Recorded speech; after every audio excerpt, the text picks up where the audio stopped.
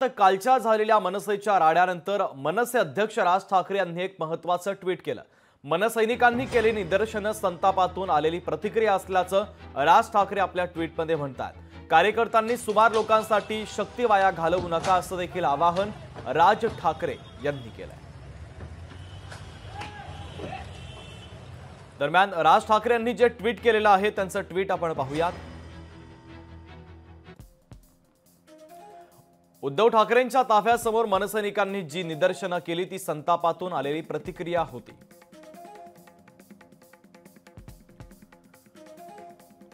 नवनिर्माण यात्रेच्या दरम्यान विघ्न उभी करण्याचे प्रयत्न धाराशिव पासून सुरू झाले।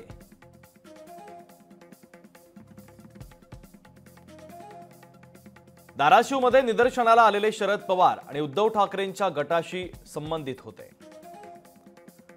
माझ्या नादाला लागू नका, कारण महाराष्ट्र सैनिक काय करेल तुम्हाला कळणार नाही। मनसे अध्यक्ष राज ठाकरे यांनी हे ट्विट केलेलं आहे।